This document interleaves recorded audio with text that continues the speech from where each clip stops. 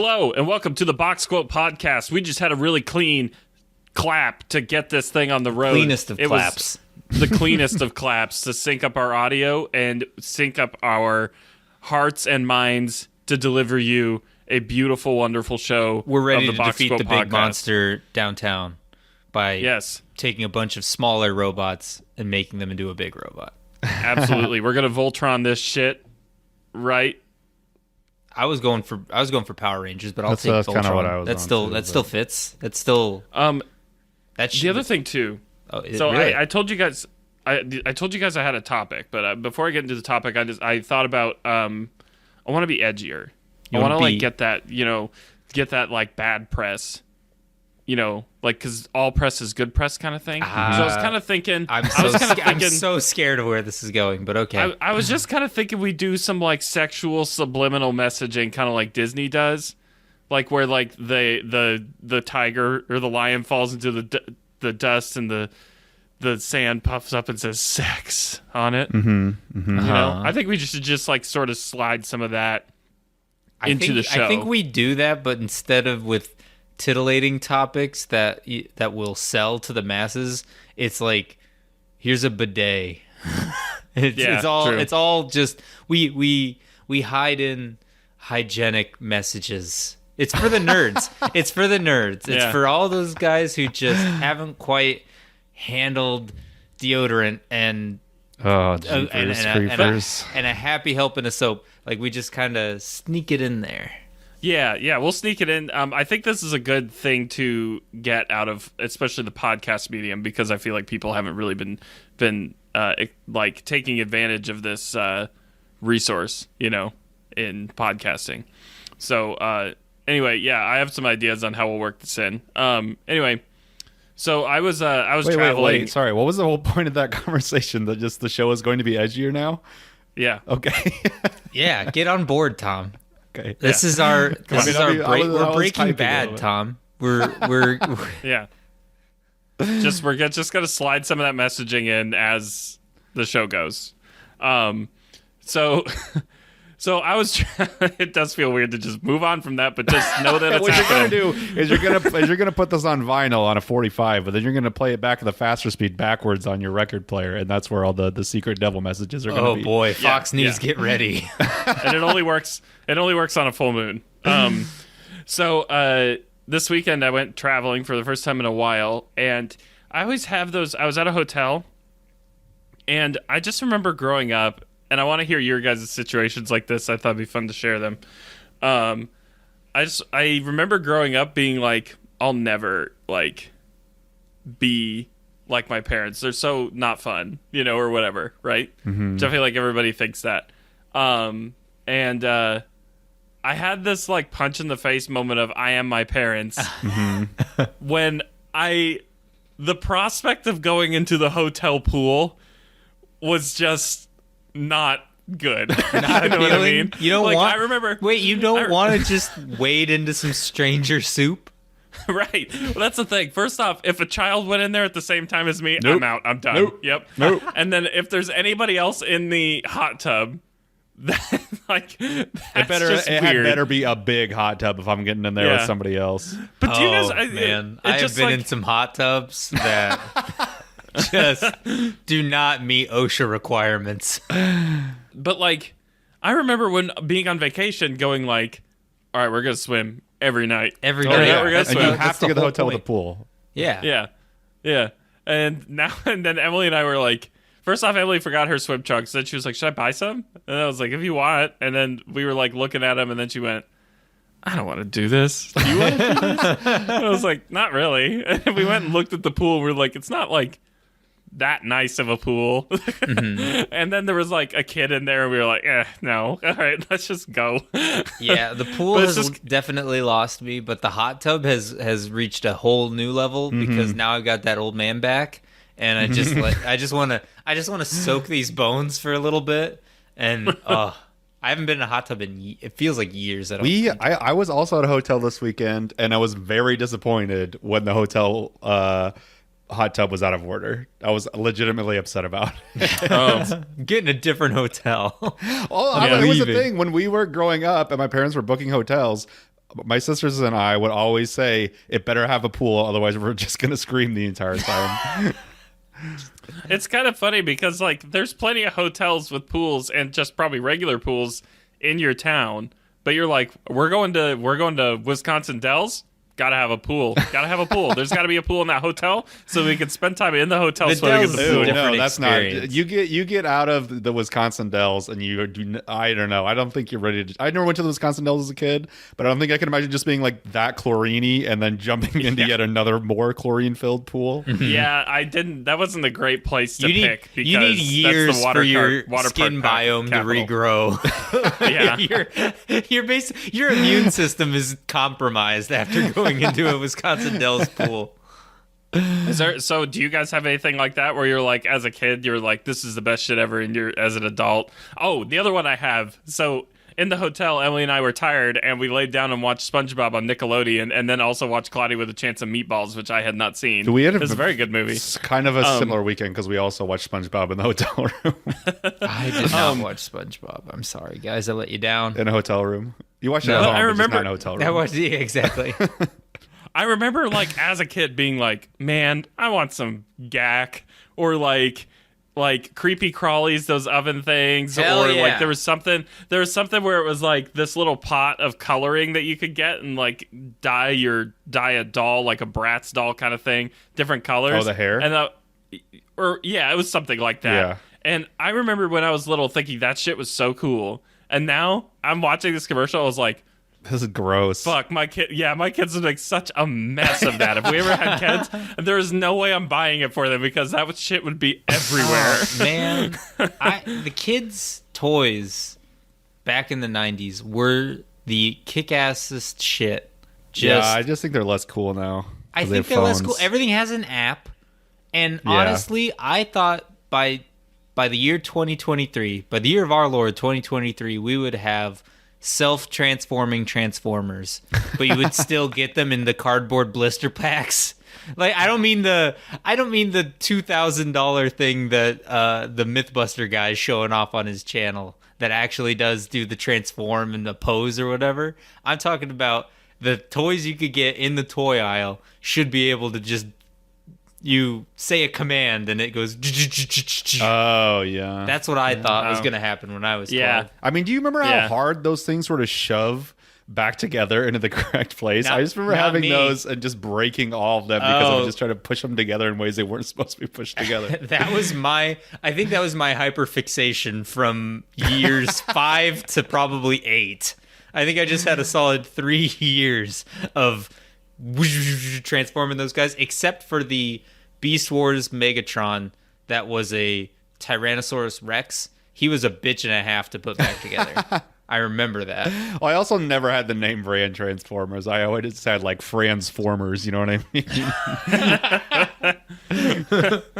The episode of Arthur where he gets the Poogle or whatever instead of the Peggle is just, God, it hits home so bad. You bring that up. Oh my gosh. So often. Because I never related to Aardvark so much. Because I remember when that episode came out, I was like, this is me. I am the Aardvark in this episode. I always have the Poogle. The name of Thomas's memoir, I Am the Aardvark, suffering as a child through the 90s. Man, the thing I still consider buying is like a sick Hot Wheels track. Oh, yeah. Yeah. Those are cool. That'd be hilarious if that's what replaces the old men with train models in their basement. It's just sick ass Hot Wheels. Oh going my the entire god, I'd be basement. so there all the time. I had that one that had like the little meteor in the middle, and when the cars crashed, the meteor exploded. Oh wow, no! I had one thing. I had this giant green mountain that you could pick the top up off of it, and it was a container for all of your Hot Wheels. But then you take the cars out, you pop the mountain back on, and there were 3 different routes that they could go down the mountain. And it's dead simple, but it was so cool, and I have some of that fond shit memories. was the best, man. This is forget becoming parents. This is old toys that we're excited about. Hell segment yeah! now. Hell yeah! I have spent an embarrassing amount of time on eBay looking for Bionicles. I did love Bionicles. Oh, there it is. Oh wow! I remember this thing being way bigger in my memory it is in real life. Hold on. Wait, what is it called? I'm putting it into our chat. Well, listeners, you use your theater of the mind. There's basically I remember Yeah, this. I it's a remember little it, yeah. Tykes green Hot Wheels mountain that has a removable ramp red crap out of bridge, a covered barn bridge thing, and a yellow loop-de-loop, and the mountain top would come off, and you could store all of your Hot Wheels in it, and that was the bomb.com. You know what? Speaking of the bomb.com, you know what toy was that for me? Thomas. Did you guys?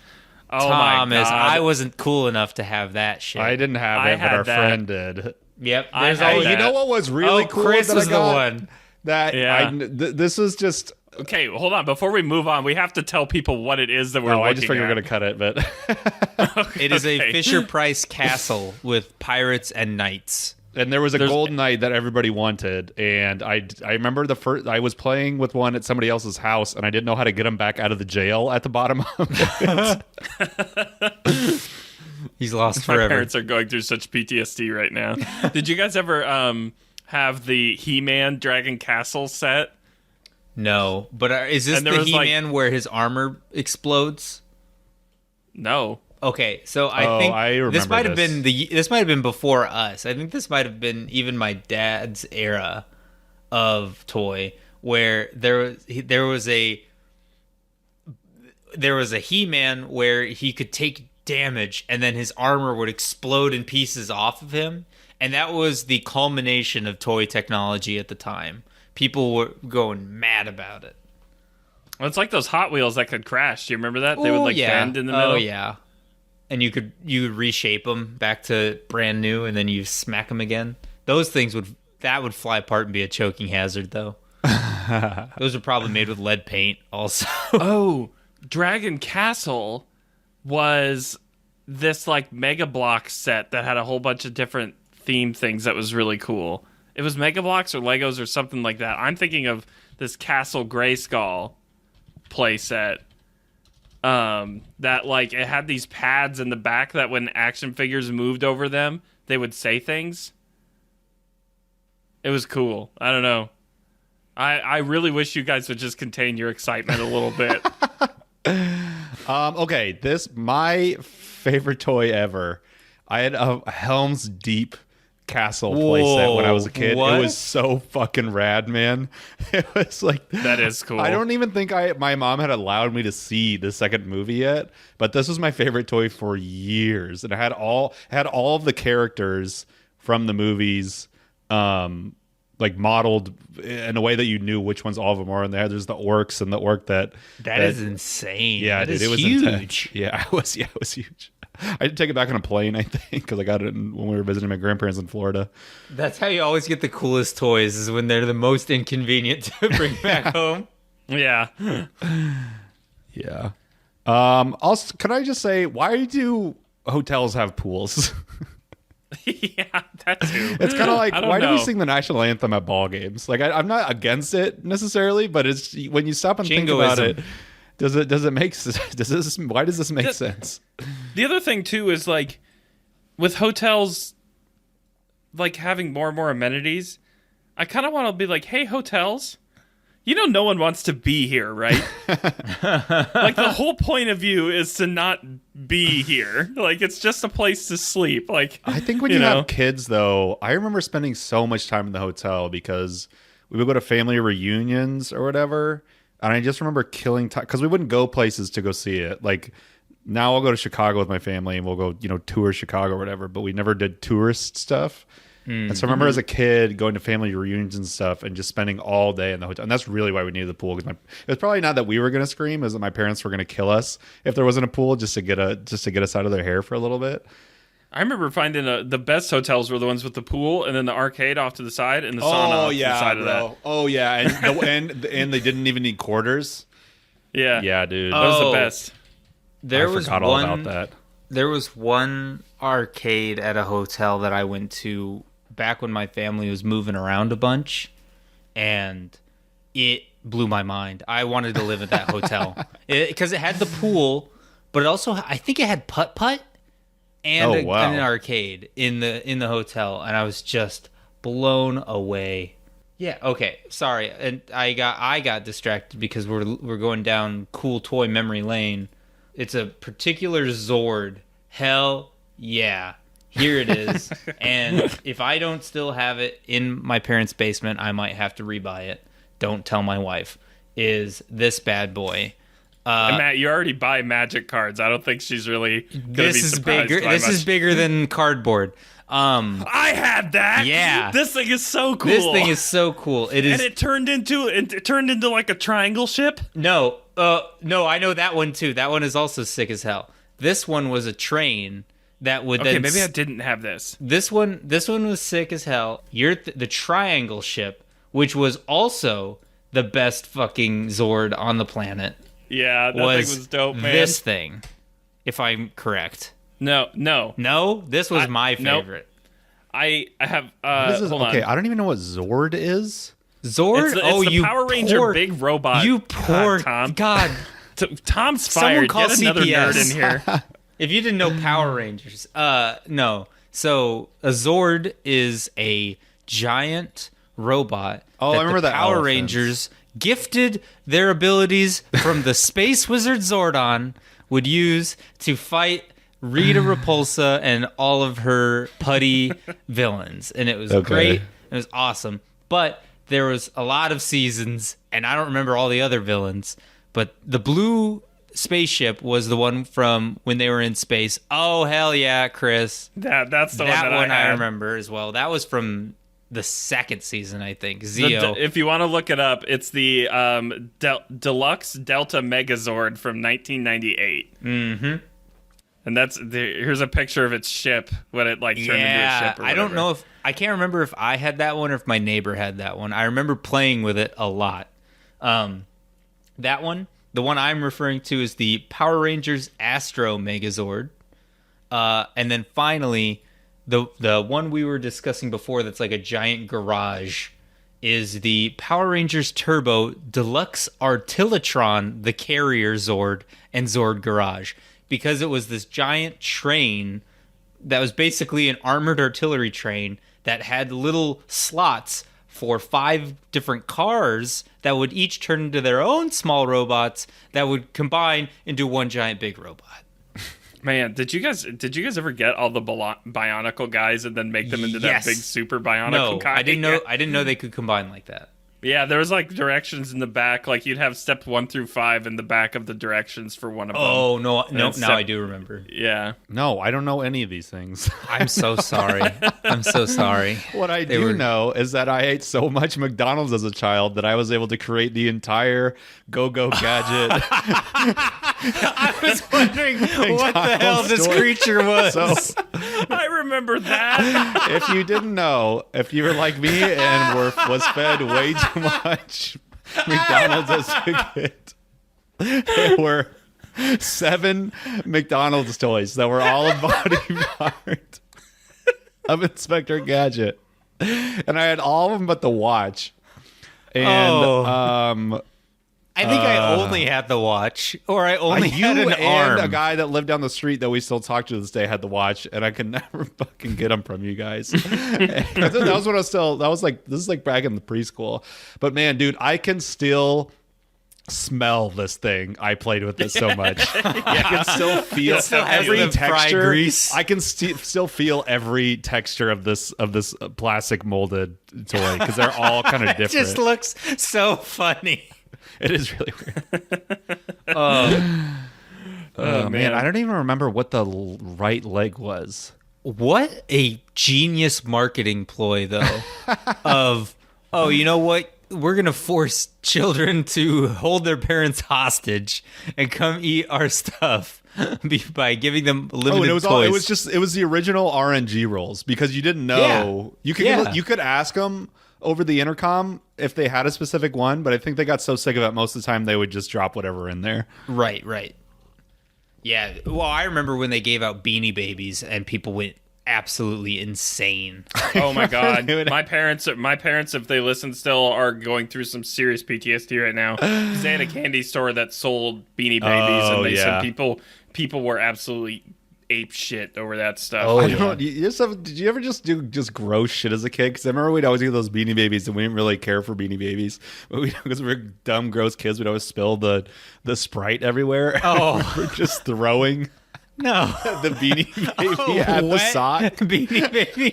That is such a you thing to do. I can, in my mind's eye, I can see child Tom from before I even ever met him. I can still visualize completely as if I was peering back in time of you just thwacking the shit out of your sister with a wet Beanie Baby. The Sprite-filled. A Sprite-soaked Beanie Baby. God, that's so disgusting. If we were still doing fun titles, Sprite-soaked Beanie Baby is the title. Yeah. I might still make it in there. Absolutely. Tom, you have office upgrades? That's me. What's That's this me. about? That's That's sorry. Matt. Also, we should Matt, probably you introduce have each office other, upgrades? maybe. Oh, I Oh, suppose. yeah, we never did that. If this is My your name's first Chris. episode, welcome. Yeah, my name's Chris. And I'm Matt. And this is, yeah, Oh, and I'm Tom. there's one left. Okay. Well, we have not done it that way ever. No, we Ever. haven't. I jumped Ever. the We've gun. never done it that way. I was too That excited. was, Okay. all right, so You know I'm Chris, who we that's are. Matt, that's Tom. Yeah.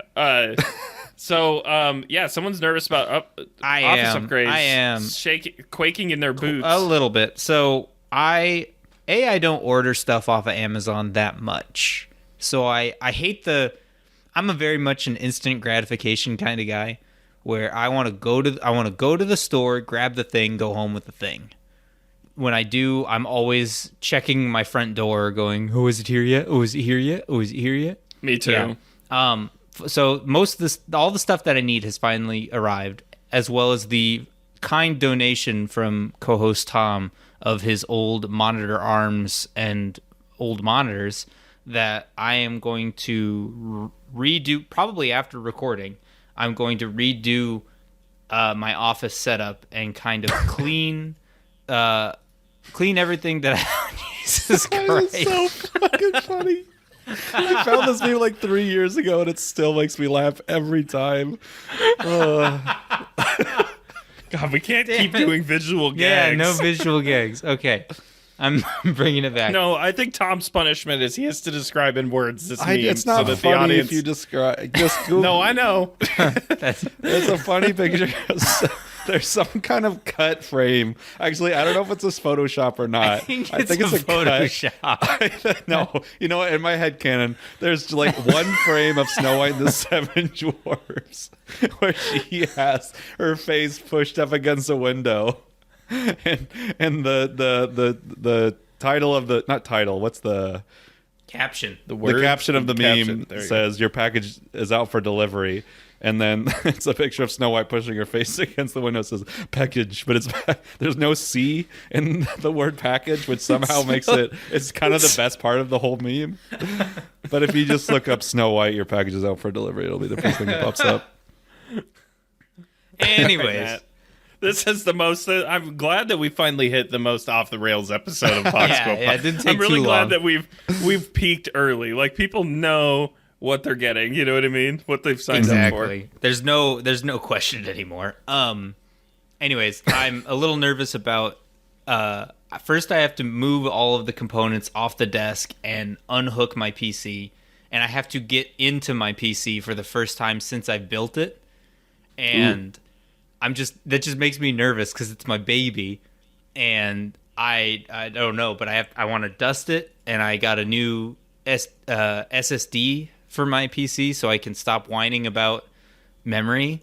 I got a 2 terabyte, so that should last me about a week. I still love just Matt talking about, well, what are the PC specs for that? And I assume he wants to make sure his graphics card can run the game. But no, it's if it's too big, Matt can't play it because he doesn't have enough hard drive space. I'd have to make room. I don't. What do you mean? It's not that unreasonable, considering that nowadays, if every game is even 2/3 as big as Forspoken, that's 10 games you can have installed on your PC.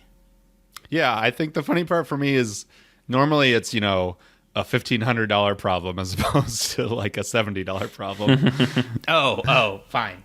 But still, it could be a $1,500 problem if I break something. Yeah. And so I just am nervous about opening it up and making dusting it out and then adding the SSD it'll be nice to have it done. And then also getting my nice monitor onto the arms. I don't know if it has the connection points that I need. I haven't checked yet. So that one may stay as is without the arm. And then I get to actually put the mic stand that was donated to me, also by Tom. I get all of Tom's stuff that he doesn't want. I think half of your desk is my old desk. It's pretty much. Except for the keyboard. I'm getting a new keyboard. Oh, boy. Yeah, this Dell the one from 2006 is finally Dell getting keyboard upgraded. Caked in who knows what is going away. And I'm getting a DOS keyboard, which is the clicky-clacky kind that my coworkers have turned me on to.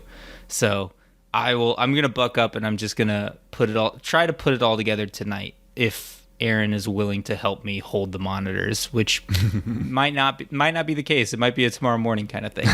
So that's the plan for that.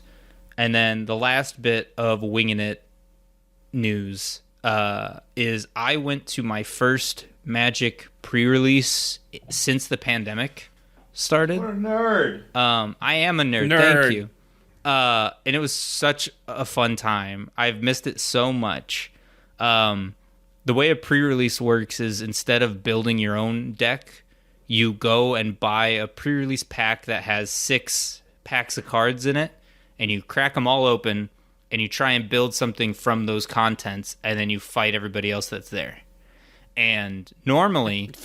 In a fist fight for their cards. Yeah, exactly, yeah. It's just a big brawl. I bring a broken bottle. Yeah. But normally I'll be... It's best of 3, and there's 3 rounds. And I normally will maybe win a game of that first set, but I will never win a whole round or all my rounds, except this time I finally won 3-0, and that meant I took home 8 packs of cards at the end. And I've been watching kids do this since I was little, since I was playing Yu-Gi-Oh at the neighborhood card store back when I was a kid.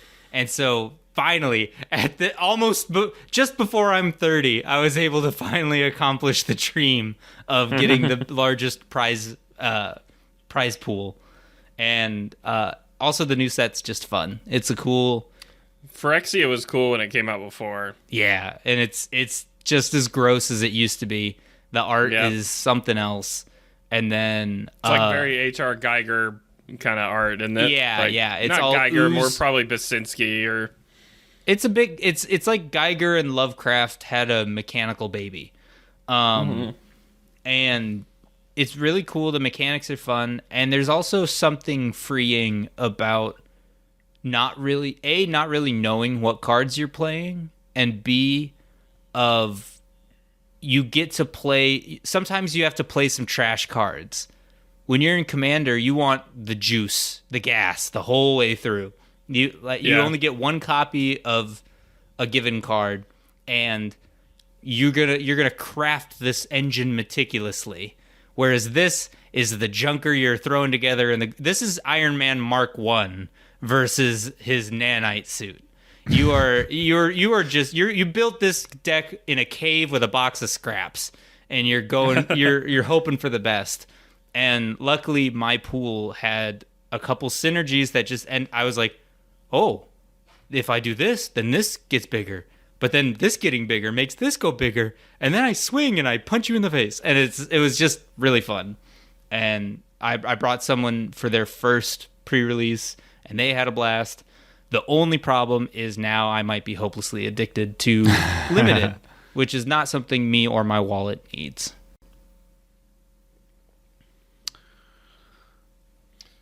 Cool. Yeah. Oh, great way to take the wind out of those sails. Let's try it one more time. And with that, we're going to move on to our first official... First, do we have Winging It every time and then we do 2 segments, or will we ever give up Winging It for a a third segment. I didn't think that we would have it every time. Right. But well, maybe we won't. So fine. So but with that, we're going to move on to our Block B segment of the night, Cringe Binge, where we suffer through less than stellar works either by accident or because we thrive in garbage.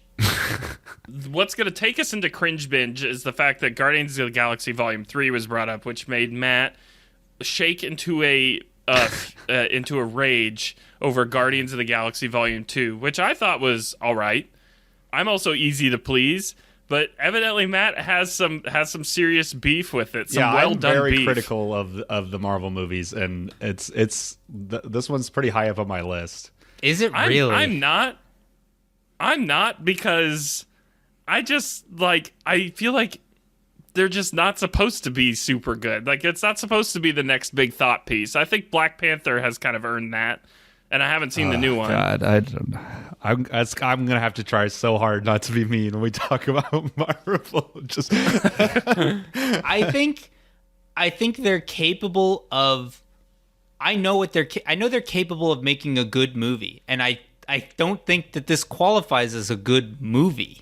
Okay, so why do you feel that way? Why do you feel that? What are your issues with Guardians? We're specifically talking about Guardians of the Galaxy Volume 2. Yes. So I have memories of seeing this in the theater and walking away pretty disappointed with it.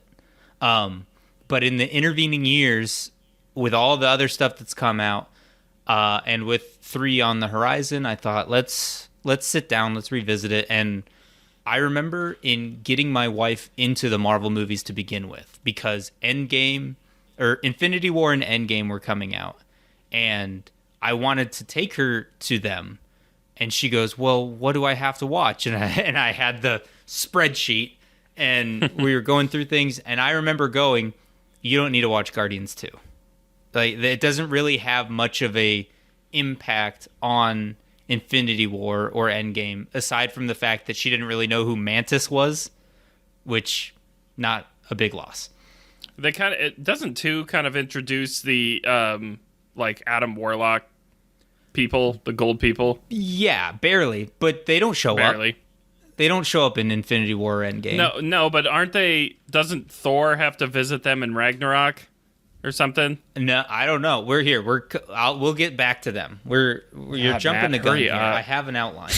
So, I thought that revisiting a second time would be better, and I've also heard some takes from other people who this is higher up on their list because they identified more with Quill's story and the message, I guess the central message of the movie. Mm-hmm. And maybe that just doesn't resonate with me the same way. But if I'm gonna divvy it up into the good, the bad, and the weird. The good thing. Let's start with the good. Let's try and credit where credit is due. Yondu is hilarious in this movie, and I think he gets a lot of screen time. He gets a lot of character development, and he's the best part of the movie. I think. Which to anyone who I think he's kind of the focal point in sort of the movie too. Like, I mean, outside of obviously Quill, yeah. God, Tom. and for those of you who probably I'm not alone in going, oh, that's his name. It's the blue guy with the metal mohawk that has the whistling arrow. Also, before we get too far into this, Guardians 1 was, I think, lightning in a bottle. Guardians 1 is my favorite Marvel movie. I think outside of maybe the Spider-Mans. Right. I think it surprised even them how well it did, and also that was Guardians like the first really outlier, like kind of weird side. It was. thing? I think it was the first one, if you're not counting Iron Man, where people are like, "Who the hell are these?" Right. Like, nobody knew who they were. Nobody in there. Nobody knew of Rocket Raccoon, except for comic book readers, and I think it surprised even them at how well it did. But I also think they took the wrong message from it, because it was one of the first MCU movies that leaned more on the comedic side of things than just straight action. And so which is something I want to come back to. Yeah, they took that lesson and they corrupted it. But that's movie number one, exceptional, and I think as a full package, I really enjoy it, and it's still up there to this day. So continuing the good, Yondu is great. Baby Groot, I fall for it. Fine. I know it's a marketing thing so they could sell plushies. I don't care. He was the gimmick of all the jokes around him were really funny. The little dancing thing at the beginning where they're fighting the monster and in the background, but he's just bopping to the music. Adorable. 5 stars. You get it. The inclusion of the Brandy song as a focal motif. Brandy, you're a fine girl. What a good wife you would be. Good wife you would be. Yeah, that one. So we don't get copyright strike. It comes up a lot, and I'm a sucker for that song. Kurt Russell, as he introduced, I honestly forgot that's who that was. He introduces himself as Ego, right? At the beginning. So, yeah. That's his character name the whole time. Yeah. So that's not a spoiler unless you know. If you haven't seen it by this point, you're listening to this podcast. Yeah. Honestly, what are you doing?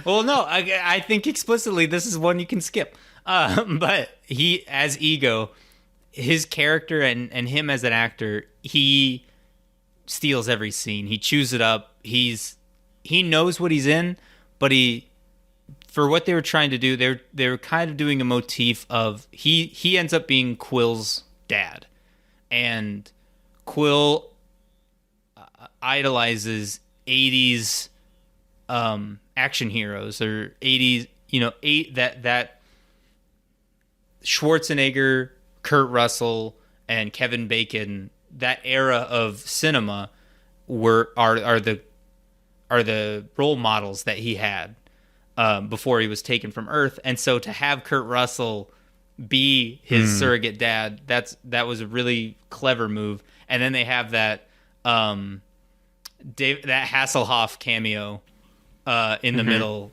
or near the end there was really funny. And then the final good thing I have is that they give Nebula a little bit more development. And I think by introducing her into the team, they level off some of the goofiness with a hard-ass character. They give more. They needed more of a straight man than just Gamora to kind of balance out the energy of the team. The cartooniness. Yeah. Because it does. Guardians of the Galaxy does have sort of a Saturday morning cartoon energy to it. Definitely, like a Teen Titans Go. Yeah, and they're leaning more. This movie leans. If the first one was Teen Titans, this 2 is Teen Titans Go. Yeah. So did you not get into the whole kind of like dad that left? That was like my favorite. That was why I liked this movie a lot, is because I actually thought it kind of had an interesting story and character arc with the whole him trying to get over his dad thing. I appreciated that a lot more on the second time around. The interactions. Did you just watch it again recently? Yes. The interactions between him, Ego, and Yondu, or Yondu kind of talking about, because they're kind of in different spots during most of the movie, but the surrogate dad and the found family message that I think a lot of the people who like this movie resonate with, that I think the core is good. And that was a good idea. But did you just anchor it down with just a bunch of codswallop. I can't stand it. I don't even know how you do it well. That the whole, oh no, Yondu actually cares. They needed to. I needed to see. I don't know if they needed flashbacks or they could have taken. The whole thing is that the dude like raised him the entire. Like I know the whole joke is that he raised him without eating him or whatever. Raised him like shittily, but yeah. Well, didn't they show flashbacks of Yondu picking him up and stuff? No, yeah, only in the first movie. That they show him picking him up, but I'm talking about. They told me, they didn't show me him caring about him. I guess that was something I could wrap my brain around, where my brain just filled in the gaps into that, where it's kind of like he pretends that he like never liked him growing up, which this is a superhero movie, let's keep in mind, because realistically that would fuck you up real bad. Real bad. Yeah. But in a superhero movie where it's like, oh no, actually, I cared about you the whole time, blah blah blah, I thought was endearing. Yeah, I think have you guys seen the size of comic book Yondu's mohawk? Yeah, and they actually address that in this movie. It gets bigger in the new one, yeah. Yeah, he gets a little bit bigger. He gets an upgrade. Do you see this picture I shared? It's not the majestic flowing thing. And he can grab the top of that thing and float and like sail off of a building or something with it if he wanted to. They also, speaking of his old design, they also introduce as a cameo his the original Guardians of the Galaxy team. And that's Sylvester Stallone is in this fucking movie as a cameo. I didn't know there was a previous one. Yeah, I didn't know this until after reading up kind of the backstory of this. But there's a cameo at the end with a bunch of random aliens and Michelle Yeoh, which is really funny because doesn't she come back in Shang-Chi? Yeah, so she's in Guardians of the Galaxy 2 and in Shang-Chi, but as two different characters. But there's a cameo of the original Guardians team with Sylvester Stallone. Wait, so what was this, a TV show? Or what was he in? It was comics. In the comics, the original Guardians of the Galaxy team were not... the original characters. Yeah, okay. They weren't... It wasn't Star-Lord, Gamora... Okay. Drax, Rocket, and Groot. It was all these weird ass these aliens that I don't know. And there's a post credit scene with Stallone talking to them, and it's him, Michelle Yeoh, and then like 3 CGI aliens and one talking robot head that was apparently a uncredited cameo by Miley Cyrus. Oh. I would pay a lot of money to see that. But just I couldn't believe the star power in this movie, I guess. But then we got to get to what did not work for me. There's way too many jokes in this. Okay, so this is what I want to talk about. This is my issue with every Marvel movie. I feel like they can't decide if they want to be a comedy or if they want to be an action movie. And I thought the first Guardians of the Galaxy especially decided we're a comedy movie first and then an action superhero movie second. And I thought that's why it's my favorite MCU movie, because I feel like it actually masters that. It struck the balance well.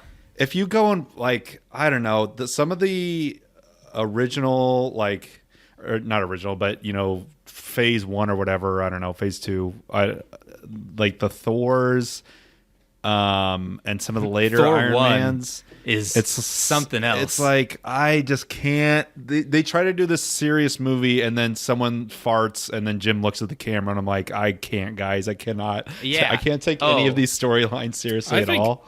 I think comedy to action was done the best in the very first Iron Man movie. Yeah, I was gonna say just because of his sarcasm, right? And stuff, but everybody else is. But like, it's not every this character. Is serious. It's him, right? It is. It's really Robert Downey Jr.'s persona and his talent that is able to do the comedic timing. But they don't have every character trying and failing to tell a joke.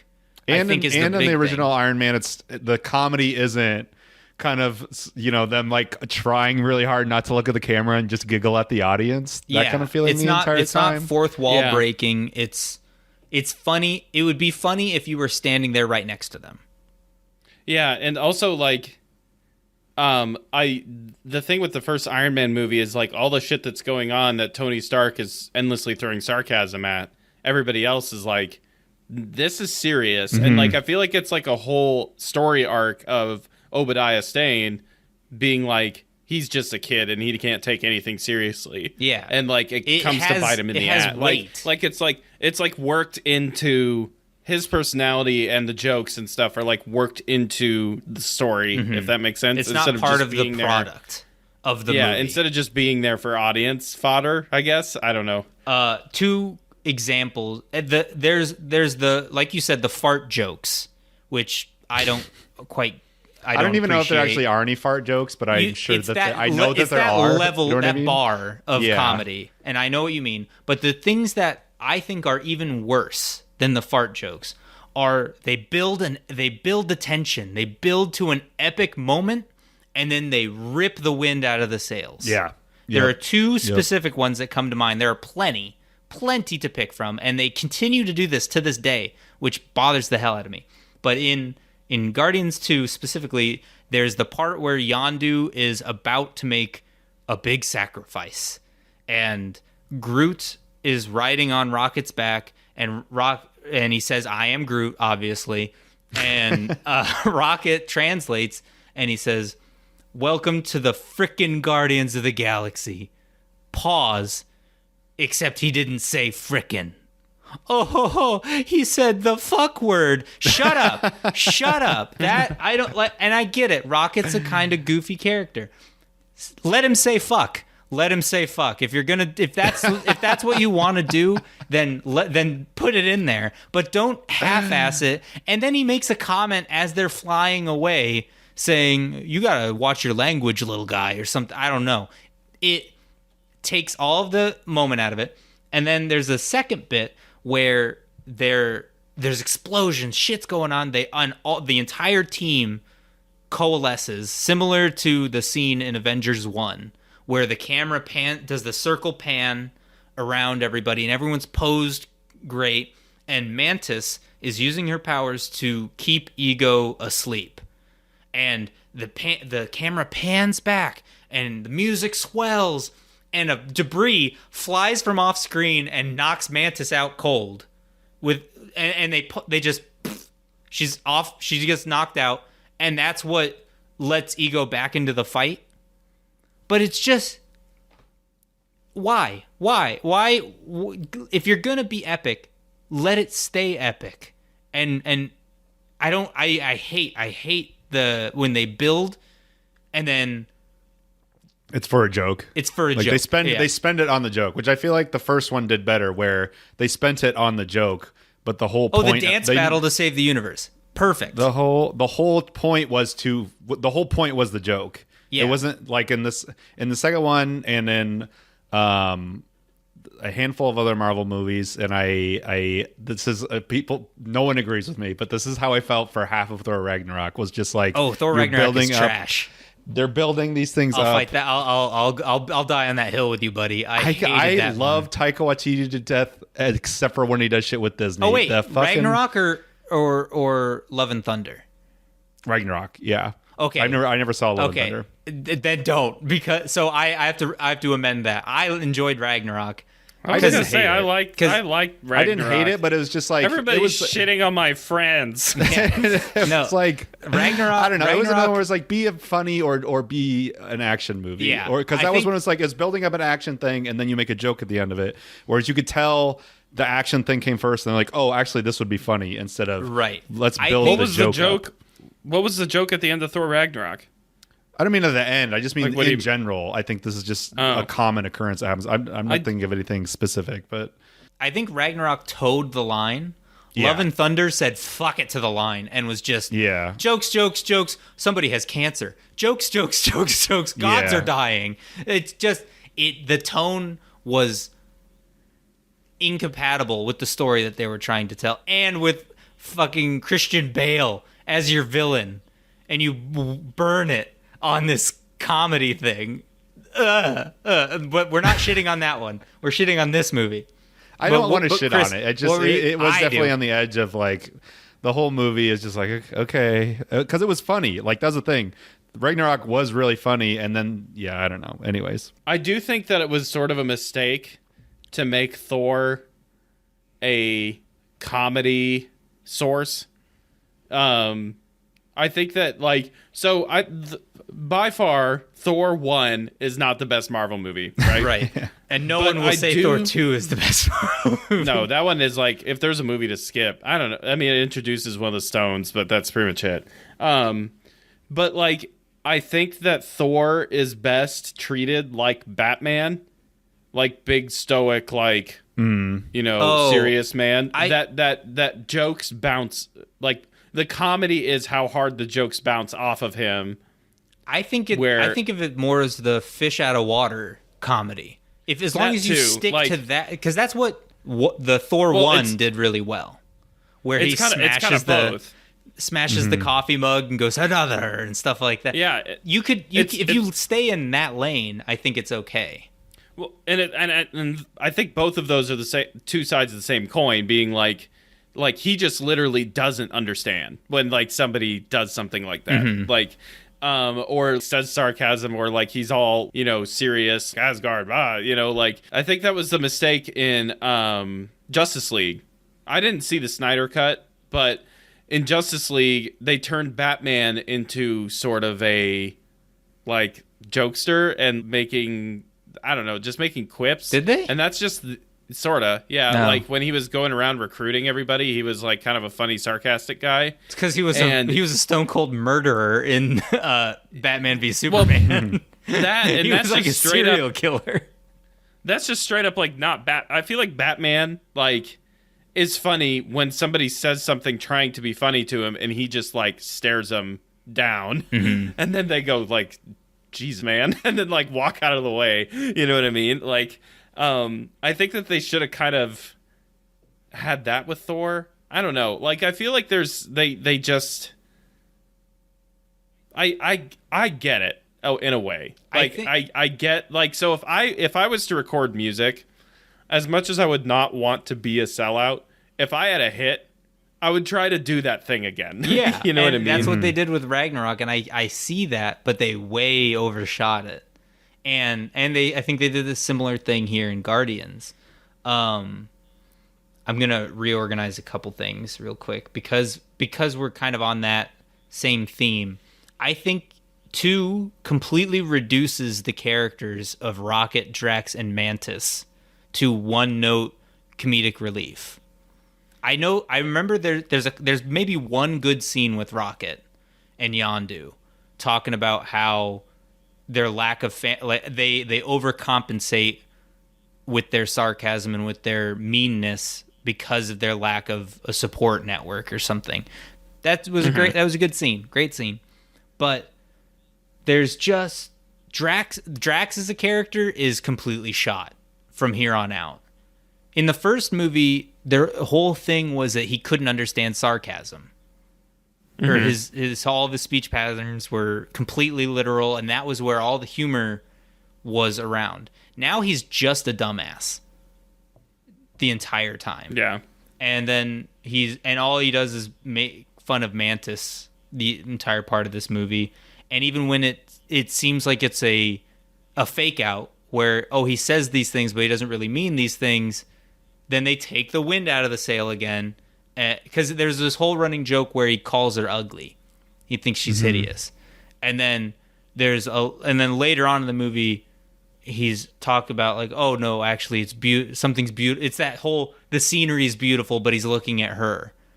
That cliche. And he goes, yeah, it is beautiful. And then he stops for a second, and then he goes, ugh, and gags. And it's just like, why even put it in? Why, if you're gonna completely undercut it and take the knees out every time, hate it. The whole Taserface bit, cut that out and give me more Yondu backstory. And then the final thing is the giant CG. I'm kind of to the point with these Marvel movies where I get it. It's the only real way to do it, but I'm tired of the giant CGI fights at the end. I think Shang-Chi was kind of a move in the right direction where give me some real action. I think that's what makes the Captain America, or specifically that second Captain America movie, stick in everybody's mind, is because it was a lot of stunt work and wire. It was real things in front of the camera doing real shit. And I need a little more of that. I mean, I feel like Guardians of the Galaxy is not the place to be upset about the. That's fair. Considering half the cast can't be rendered without that. I understand. But yeah. The weird I understand it's a callback to an offhand thing he mentions, but the Ego makes a giant manifestation of himself to do a big punch, and Quill makes a giant Pac-Man. Is Pac-Man a big part of his character? It wasn't. It could have been a guitar or music, something more him. But because he said he was going to make a giant statue of Pac-Man with his superpowers that he gains, he then makes a giant. It felt out of place, and it felt like it was just going for a laugh, a cheap laugh in a high pressure moment that it just did not gel with me. And that, I don't know if that feels like a laugh to me. That feels like a yay, they did the Yeah, well, I don't know. I vaguely remember that. I'm gonna have to rewatch it because there's so much stuff that I don't know. There's so many things that I think you're making valid points, but I just don't remember this being an issue when I watched it. Also, as someone who obsessively looks inward all the time to a point of being self-harming, it seems to me like you got to a point into this movie where you were just mad. Oh, no, this is now. This is just now. It wasn't during the movie. It's after. Oh, I see. I'm saying I sat with how I felt with the movie and got angrier. Yeah, it wasn't. I see. Yeah. I don't. That's the thing. Once I've decided, if I'm halfway through a movie like that, and I've decided at the halfway point that this is bad and it's doing the things that you're saying, I will notice, and it's like somebody flicking me in the forehead every time they do something else throughout the rest of the movie.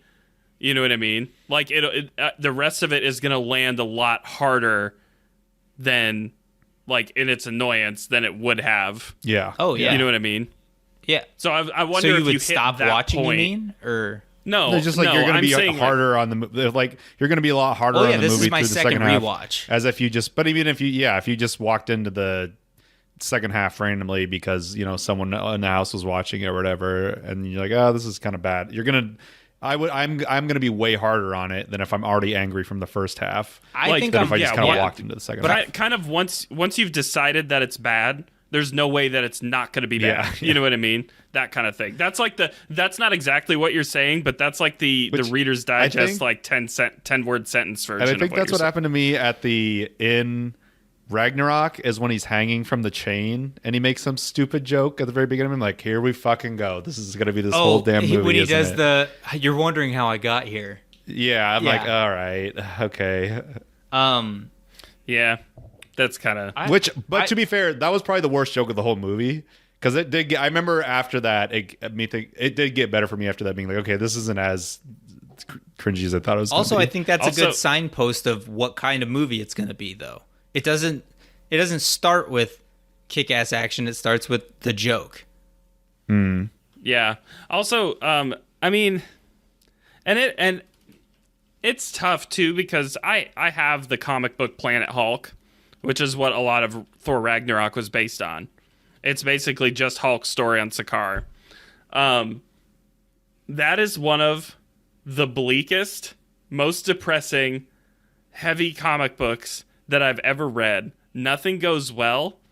The Batman comics are more cheery than World War Hulk or Planet Hulk is. World War Hulk is a sequel because it literally starts with Reed Richards saying the Hulk is too strong, we can't control him, and they trick him into a rocket and shoot him into space and don't know where he ends up.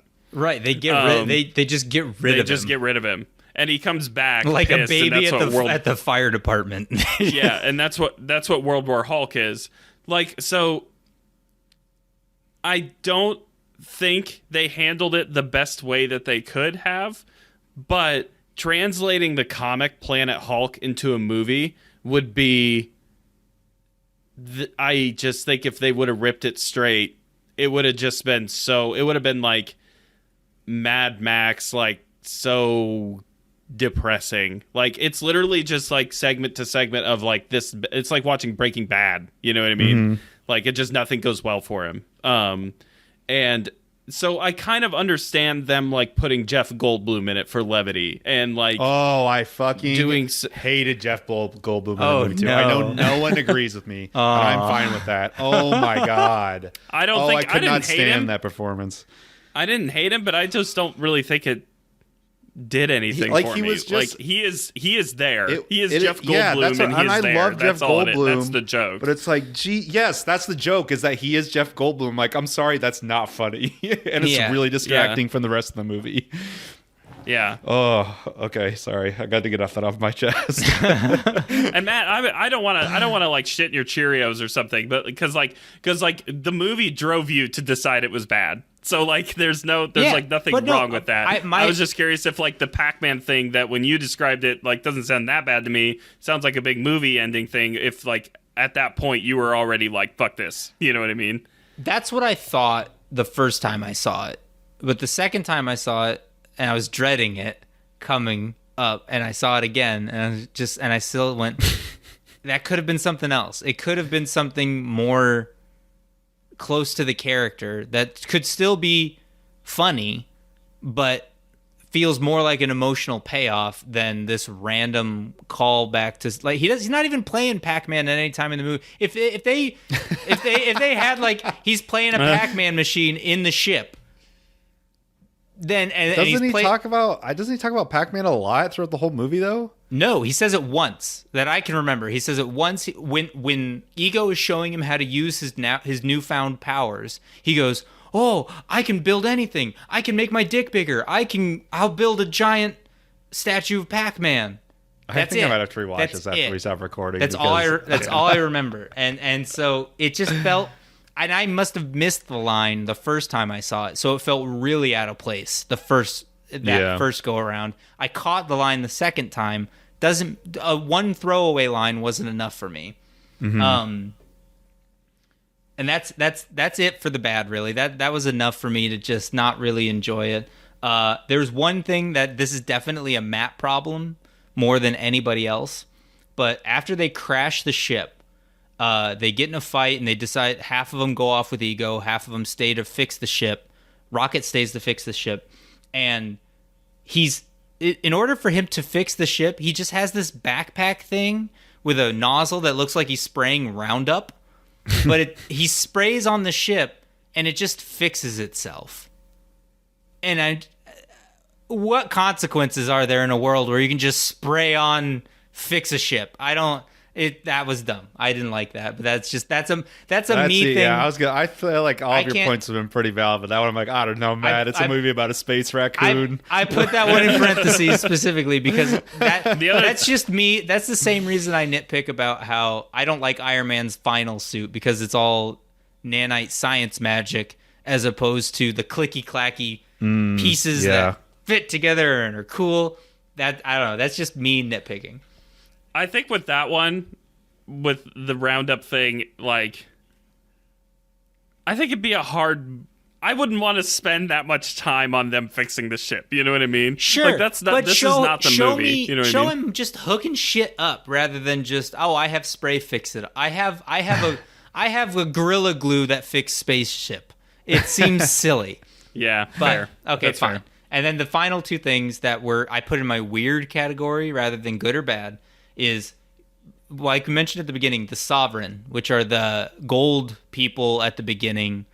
I thought that there was some comic book equivalent to them. There's not. They're brand new for this movie. I thought Adam Warlock was one. He is he not? in the MCU, but in the comics, he is some other kind of entity, and he also apparently has a lot to do with the Soul Stone. So I have no clue what they're gonna do with him. See, that was the weird thing for this movie for me.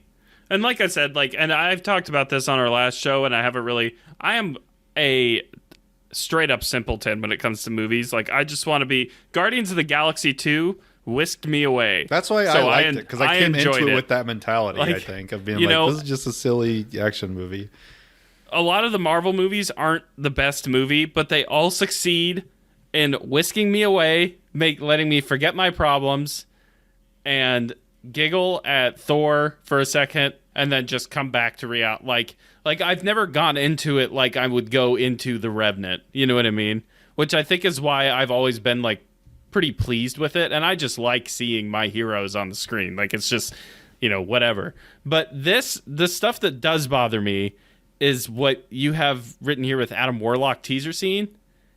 like, so Infinity War comics, Adam Warlock is like the linchpin. He's like the one that fixes everything.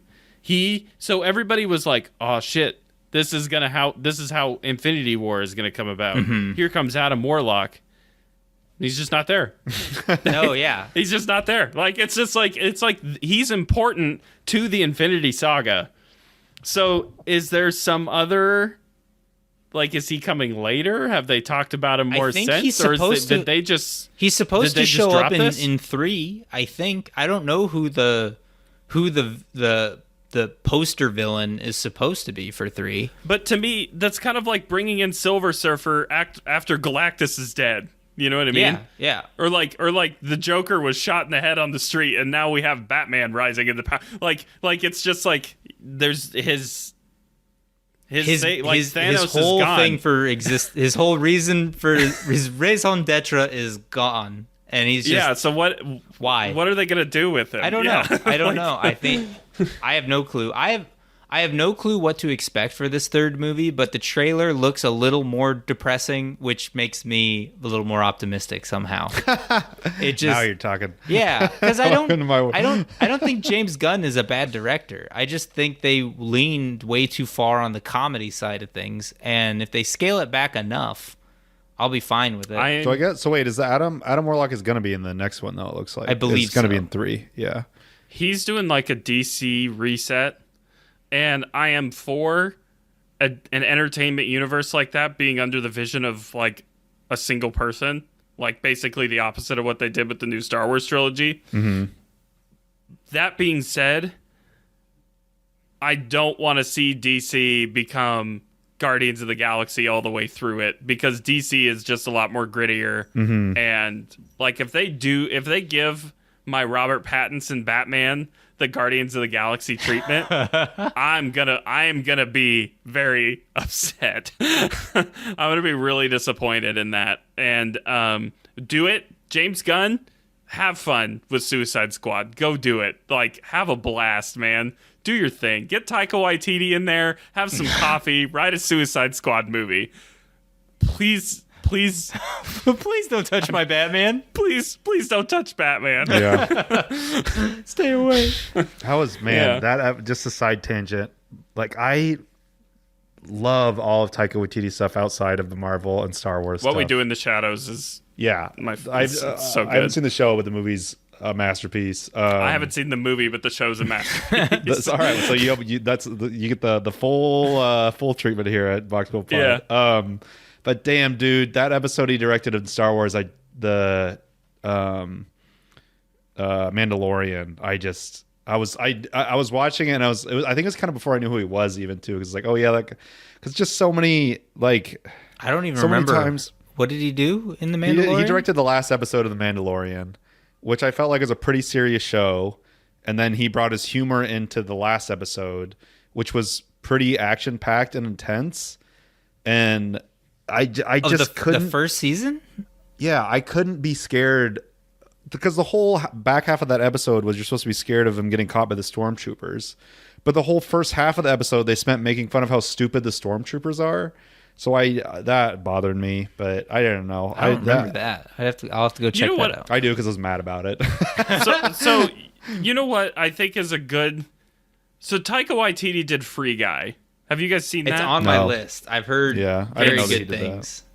So I really liked it, but the thing with that is that there's no preconceived notion. You don't have an expectation for it to be serious. There's no... Yeah, or like to be action-packed, or for character growth to happen with these people, or like how this is going to take off from where they left it, or anything like that. Like, it's just there, and I think that is perfect for him. Okay, counterpoint. Jojo Rabbit, you know what happens through that stuff, and it's an amazing movie. I don't know what that is. It's like a comedy based dark on a very, very dark comedy based on a kid in Hitler's youth. Oh, who has an imaginary friend, Hitler, that is played by Taika Waititi. It was played by Taika Waititi, and it's hilarious. Which makes it even funnier. I've heard that name a lot but I've had no idea up until this point what any of it was. I assumed it was an anime. That's how I think I was getting that. It does sound like an anime. JoJo's Bizarre Adventure. I didn't know what it was. One of those where I just saw it getting scored really high on Rotten Tomatoes, and so I think I decided to read a one sentence, teaser and then go watch quote, it. If you will. Yeah, a box quote. Which, by the way, as far as JoJo's Bizarre Adventure goes, I just need to call my brother out, who I think listens to the show now. You better. For all the artwork he's making for us. Jeff was like, I'm going to get Chris into anime. What anime am I going to show him? I know. JoJo's Bizarre Adventure. Is that the one that has a bajillion episodes? Pose. It's just weird, man. I don't know how many episodes it has, but the timeline is all messed up. It's the most, picture anime, all the tropes, and, crank it to 11. I can't even get through it. Let's put it that way. Yeah. I bounced it's the most that anime... Shit. Anime cringes from JoJo's Bizarre Adventure for being too anime, like other animes do. You know what I mean? This show is just off the fucking rails completely. As I understand it, it started as almost a horror comic where it's Victorian era and almost an Indiana Jones kind of thing. They find this mask that feeds off of blood or something, and basically the mask turns someone into a vampire with super strength and superpowers. And the vampire guy tries to take over JoJo's life, and he trains kind of with a Van Helsing style dude to fight the vampire.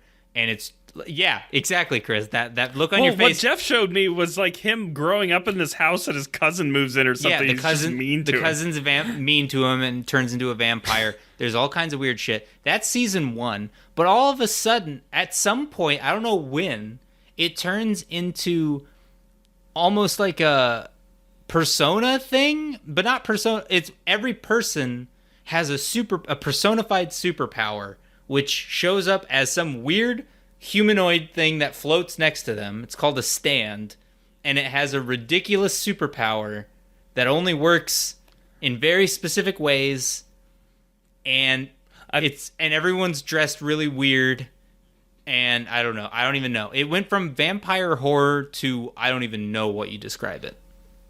Yeah, and Tom, I can see your soul leaving out of your eye sockets. But I was just thinking about how you saying personified monster really made the name Persona click for me. Yeah. Oh, yeah. I just got there too.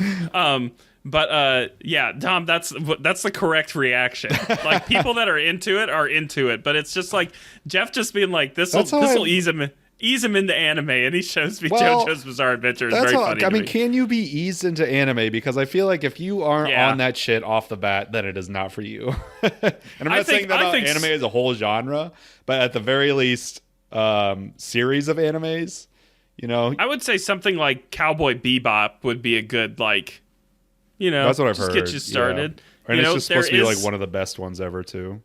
Yeah. Also, there is a lot of her boobs don't need to be that poignant in Cowboy Bebop, but other than that, I think it's I forgot I was watching anime whenever I was watching it. Yeah, man, JoJo, just the Matt showed a picture from JoJo's Bizarre Adventure. It's confusing. I don't. It eludes even my anime tastes. I don't quite get it, man. I think this is where I put people's thoughts too much in on myself, where I feel like I'm dumb because I just enjoy Marvel movies. You know what I mean? Oh, I don't think... I'm probably just gonna like it. If I just go, I'm just gonna have fun. I guess my weird thing with that is people say, like you were saying, I just like to go in and it whisk me away, and it's not, this experience that the Revenant or whatever is. But then we sit here and record an 1.5-hour podcast off of one Marvel movie, so it's well, which is it? Is it a brain dead action movie, or is this intense thing that But that's my point. I was pulled into this conversation, sort of. I didn't even notice this stuff. And now Matt's ruined the movie for me. If I go back and watch it, good. I'm going to notice all of it. Like, whereas, like, before I was like, yeah, Quill's going to... You punch him with Pac-Man. Yeah. That's cool, you know, because, like, my brain just enters the Marvel space when I start watching one of those movies, you know what I mean? Where it's just like, bleh, you know, like, whatever. I don't know. I feel like, especially for a sequel, if you set up certain expectations, I expect you to deliver on, especially with the price of a movie ticket. I want you to stay in the thing you've created, I guess. And with MCU, I think they're hamstrung even more by the fact that everything needs to be interconnected. So you need to have these characters behave in such a way that they can share the screen at the same time, where it wouldn't feel bizarre to have Rocket and Winter Soldier in the same scene. They've hamstrung themselves with that interconnectedness, but at the same time, I want you to maintain a character. Breaking news: Chris entering into the podcast here to sort of Tom's disk drive filled, like now, like right now. So he's gone forever until next week, I guess, which is what forever means. So it's just Matt and I. Yeah, we'll try and polish off this Guardians conversation.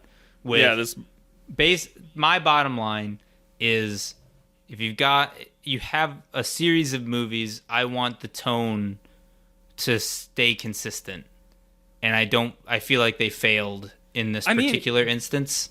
How hard would that be, though? I think as like, so Marvel, the amount of movies they crank out. Not all of the Marvel movies. I'm saying within, I had Guardians of the Galaxy needs to stay consistent. Okay. Yeah. If you have, like, similar to Tom's complaints of Thor 1, Thor 2, tonally consistent. Thor 3 starts to push that envelope a little bit as what I would consider an experiment, but still enough of the fish out of water funny stuff that it stays within line with the character. And then Love and Thunder just kicks it all out of the water and tries. I haven't seen that one yet. Tries a completely different tone. Loki was where I left off in all of the MCU stuff. Gotcha.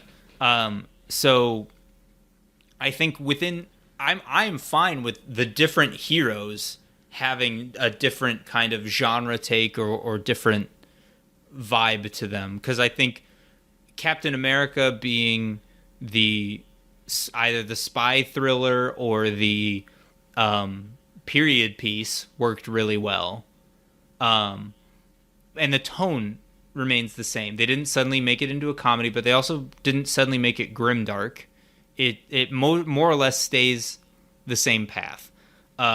This one just they skewed too far in the wrong direction for me. So just to put a bow on it, what's like Marvel perfection for you?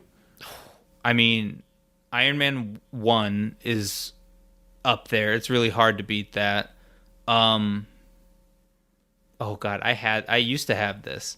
I had a growing list. Probably Spider-Man. The first Spider-Man was Homecoming? perfect. Homecoming was as close to perfect as it'll get. I really enjoyed Civil War too, actually. There was a lot. Civil War is fantastic. Civil War I thought was a lot, and then I'm gonna be a little controversial, but Infinity War, I thought it was so ballsy to end it with Thanos winning, for better or worse, and then it just cuts to credits. That was, I loved that. I thought that was unexpected. I thought that was setting up the next movie really well. I'm sure a lot of people I think there were some people that approached that and went, "You just gave me half a movie. The movie's not over." I know that my wife almost cried at the end. I disagree with that. I cried. I did cry at the end. Aaron's stronger than me. Yeah. But because Spider-Man, I watched My Hero from she did not PJs. She did not take that well, and then it cut to credits, and she looks at me with tears welling in her eyes going, but Spider-Man. And I was like, there's going to be more movies, honey. It's okay. But she's like, but because she's not tied into it like we are. We don't. She doesn't know the next 3 movies coming out like we do. So she was like, they just killed him? and ended it on that. And I thought that was so cool.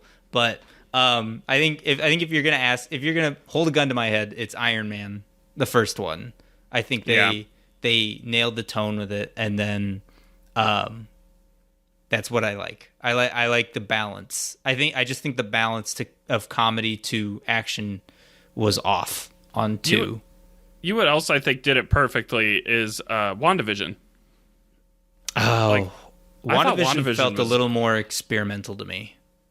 And I think that's why I liked it, because I think the times that they take a step back and do something, they're like, we're going to make this thing. Like, because they did that with Guardians of the Galaxy. They did it with Iron Man because that was the thing kicking it all off. And like and WandaVision was the first show experimental with this whole like 50s like era sort of thing. The sitcom framing device. Yeah.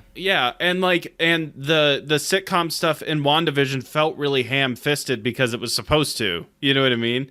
Like I thought that was perfect. Like every time that they've stepped back, made a new thing, it's, you know what it's a lot like? Resident Evil. Like every time Resident Evil reinvents the formula, it fucking slaps. It's really good. It's really good. Then when they like Zero Punctuation put it in the best description ever, where he says like, it's like if you had a lovely souffle or egg or an omelet on a pan, and then you let it get that nice crisp cook on it that you want, and then you held it there for a little longer, and then you held it there for a little longer, and then you subjected it to 8 minutes of concentrated machine gun fire. That's the way he describes it in one of his videos. That's exactly what Marvel does, I think, when they find something new, they go, this is what people like, and then they just they double down on it a little too much. Yeah. So every time they've taken a step back and they've gone like, all right, we're gonna make a new thing, we're gonna branch off here, like that's when it's like chef's kiss. That's the best stuff. Even if like WandaVision wasn't perfect, I think it like landed better. I think sometimes I am encouraging them in this new phase to make risks. I don't think Guardians 2 is the product of them making a risk. I think it's a product of them trying to play it too safe. Of them going, oh, they like the jokes, then we put in more jokes, and then it'll be even better. I don't think they were branching out. Whereas something like Doctor Strange in the Multiverse of Madness, which I won't go into because I don't know if you've seen that one. Nope. I think that one is a departure from the normal formula to a certain degree, and for better or worse. I think I appreciate what they tried to do with it, even if it didn't land as well as I think it could have. And that's the thing I should say, too, that I said earlier already, is I have not watched Beyond Loki. So if they've tried to do that since then, I haven't seen it. Right. Yeah. But I think that's a good place to stop, don't you? I think especially because Tom's not here anymore, even though he's still sitting here. I feel like Tom we have a lot respond. I think we have a lot of room to drive and just kind of cruise. I feel like there's more space on the hill. It's those wide lanes, and it's almost so nice. It's almost better because it's kind of like the experience of listening to one of our previous episodes where one of us is missing, but we get to see his reactions to us talking shit about him in real time. It's great. It is pretty great. And like, I just think his opinions are bad. Like, he can't say anything don't even about need him it right on now. The pot. Like he's there to fill space. Yeah, exactly. And to react. Yeah. So, well, thank you so much for listening to the Box Quote Podcast. We really appreciate you guys being here. Please like, share, favorite, send to your friends, tell people, word of mouth. That's the best way to get shows out there. So please do that. Spread the good word of us. Thank you so much to my brother for doing the artwork for the show, and he did our social media banners and our icon on Spotify and iTunes and everything like that. He did a great job. And if you want him to do stuff for you, reach out to him at jeffffenton303@gmail.com. Thanks to that dumb shit Tom for doing our music, the opener and the closer. So if you no, never mind. I don't know if he's for hire for that. I was just about to launch into what we say about Jeff. No, he says no. We're getting some messages from the front line. He says no. So yeah, I think that's pretty much it. Do we have any? I don't think we have any other announcements or anything like that. Send us an email at boxquotepod@gmail.com so that we can do a mailbag segment. Tell us how Matt's wrong. Tell us how Matt's right. Tell us how I'm wrong and I'm right. All of that. Yeah, that's true. There won't be really anything that you can say to Matt about him being wrong. So, thank you so much for listening. Truly, it means the world to us, and we hope to see you next week. Bye. And we'll splice Tom saying bye in right there. Yeah. All right. Bye.